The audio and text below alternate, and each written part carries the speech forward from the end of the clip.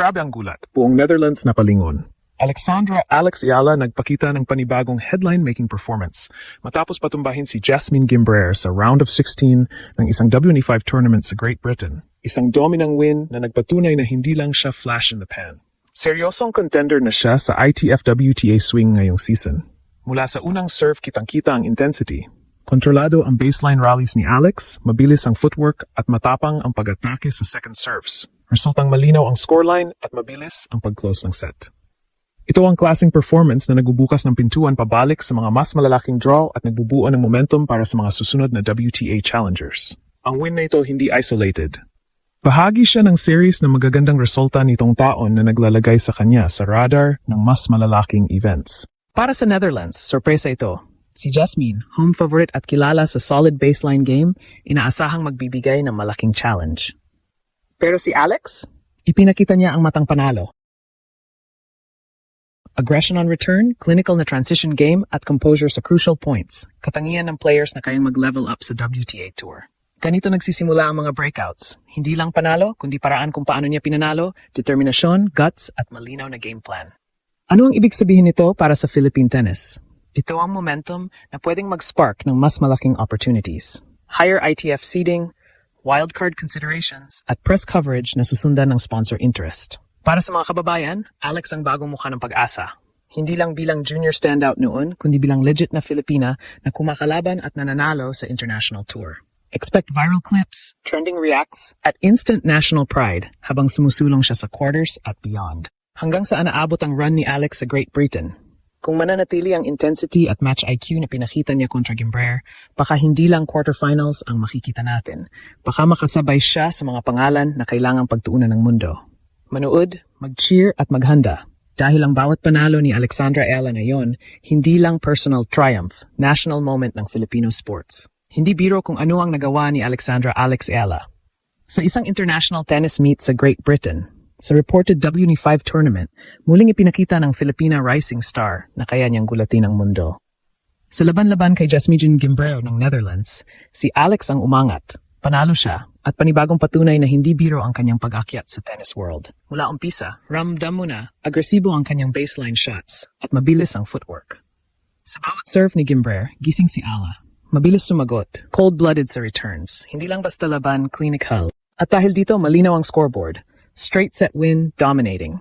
Ang tagumpay na to is more than just another win para kay Alex. It signals momentum. Momentum para sa kanyang dream na ma-breakthrough sa Pro Tour. Pag nanatili ang form at composure, pwede siyang mas makilabutan pa ng tennis world. Siguro soon, mas malalaking draws, mas matinding laban at daan at papuntang mas matayog na ranking. Para sa Philippine tennis fans, ito ang panibagong chapter ng pag-asa. Si Alex, hindi lang young prodigy no more, nagsasabing, I'm here, I'm serious. At itong win niya laban kay Gimbraer, mura ng tapang tropa, she's ready for more challenges. Kung ganito ang level niya ngayon, tanong, saan na kaya siya abot sa susunod na tournaments? Matapos gulatin ang buong Netherlands sa round of 16, mas lumalim pa ang kwento ni Alexandra Ayala dahil ang pagkatalo ni Jasmine Gimbraer ay hindi lang basta upset, hindi lang basta panalo.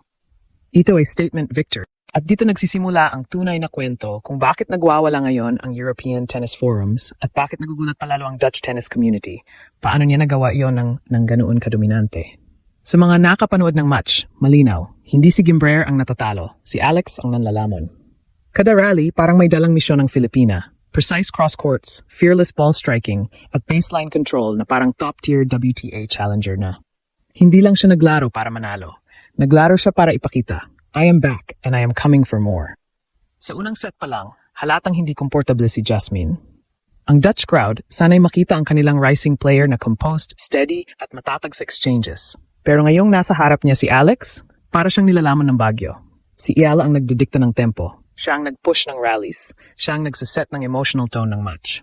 At ito ang nagpagulat sa lahat. Dahil kahit sa W25 level, bihirang-bihira ang may ganitong klaseng presence sa court.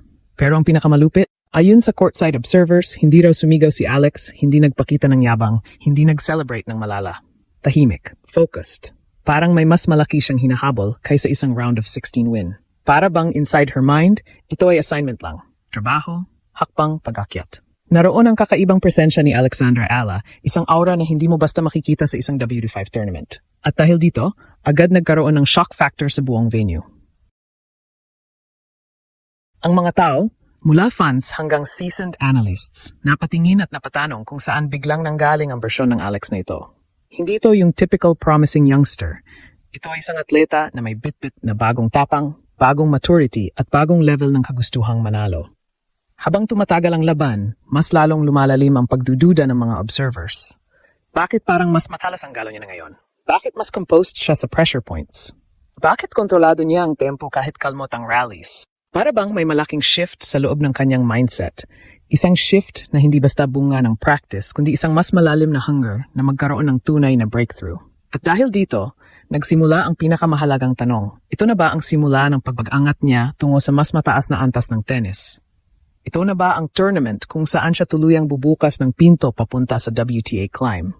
Sa lakas ng ipinakita niya, marami ang naniniwala. Hindi lang ito panalo. Ito ay panimula ng isang malaking pag-uspong. Hindi rin madeni ng mga taga-Netherlands ang realidad. Maganda ang season ni Gimbrere, steady ang improvement niya, at pabor sa kanya ang momentum. Pero nang dumating si Ala sa court na iyon, nawala ang lahat ng expectations. Para siyang hindi visitor, para siyang hometown favorite na bumabalik para kunin ang dapat sa kanya. Sa Pilipinas naman, nagsimula ng kumalat ang clips ng match. Trending agad. Ang bawat slow-mo ng forehand winners niya, viral.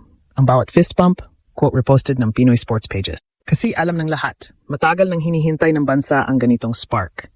At ngayong tanggap na ng international scene ang big performance na to, lalo pang lumalaki ang usapan. Posible ba ang deep run? Pwede ba siyang mag-rally hanggang finals? Ito na ba ang tournament na babago sa trajectory niya? Pero ang pinakamahalaga at pinaka-ginulat moment ay ito. Si Alexandra Ayala ay hindi lang nanalo. Pinakita niya na world-class siya ulit. At sa susunod na round, dun magsisimula ang totoong lindol. Pagkatapos ng dominanteng panalo kontra Gimbrere, biglang nag-shift ang atmosphere sa tournament. Ang mga coaches, scouts, at foreign players biglang napatingin. Hindi lang dahil nanalo si Alex, kundi dahil how she won. May precision, may confidence, may maturity na parang matagal nang naglalaro sa mas mataas na level. Para bang may bagong chapter sa career niya na umuusbong sa harap ng buong Europe. Ang Netherlands camp? Tahimik. Shocked. Hindi nila inakala na ang kanilang racing prospect ay masisira ang rhythm ng ganoon kabilis. Pero ang mas malakas na reaksyon, galing sa Great Britain crowd. Biglang nagkaroon ng buzz. Who is this Filipina? Why does she look like a top-tier player in a W25? At sa Pilipinas, mas malalim ang dating. Every win ni Alex ngayon ay hindi lang puntos, simbolo. Simbolo na pwedeng mabuhay ulit ang pangarap ng bansang matagal nang naghahanap ng tennis hero.